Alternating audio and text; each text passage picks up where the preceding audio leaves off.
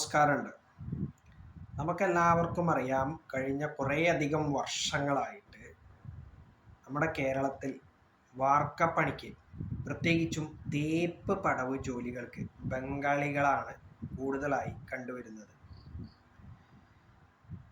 ഇവർ പോലും ഒരു സൈറ്റിൽ ജോലിക്ക് ചെന്ന് കഴിഞ്ഞിട്ടുണ്ട് എന്നുണ്ടെങ്കിൽ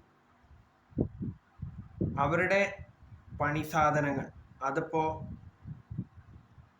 കൈക്കോട്ട്, ചട്ടി, ചട്ടുകം മുതലായ എന്തു തന്നെ ആയിക്കോട്ടെ, അവരുടെ ജോലി കഴിഞ്ഞിട്ടുണ്ട് എന്നുണ്ടെങ്കിൽ വൃത്തിയായി കഴുകി എടുത്തു വെക്കാറുണ്ട്.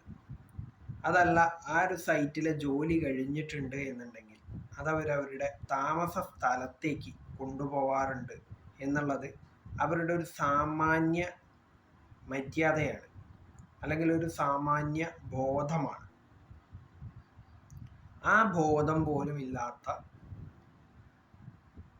ഡോക്ടർ ലളിതാംബികയെ പോലുള്ള, ഡോക്ടർ കഠിനാംബികയെ പോലുള്ള ആളുകളാണ് നിലവിൽ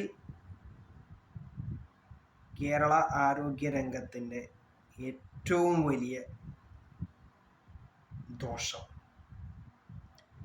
അവരെ അങ്ങനെ വിശേഷിപ്പിക്കാൻ കാരണം അവരുടെ വാക്കുകൾ തന്നെയാണെന്നുള്ളത് പ്രത്യേകം എടുത്തു പറയേണ്ട കാര്യമൊന്നുമില്ലല്ലോ. എന്തായാലും ഇത്തരക്കാർ കാരണം നമ്പർ 1 ആരോഗ്യ കേരളം എന്ന പ്രസിദ്ധി ആർജിച്ച കേരളം ഇന്നിപ്പോൾ കുപ്രസിദ്ധിയാണ് ആർജിച്ചു കൊണ്ടിരിക്കുന്നത് എന്നുള്ളതാണ് വാസ്തവം.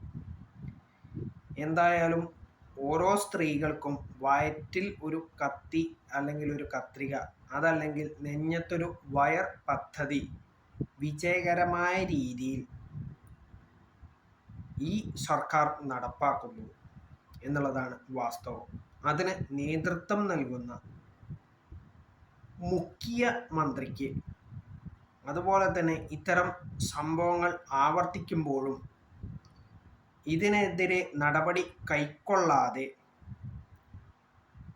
ഉരുണ്ട് വീണ് കളിക്കുന്ന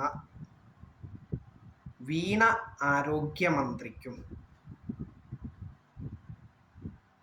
നല്ല അഭിനന്ദനങ്ങൾ നേരുന്നു. അതല്ലാതെ മറ്റൊന്നും പറയാനില്ല. കേരളത്തിൻ്റെ ആരോഗ്യരംഗം നമ്പർ 1 തന്നെയാണേ.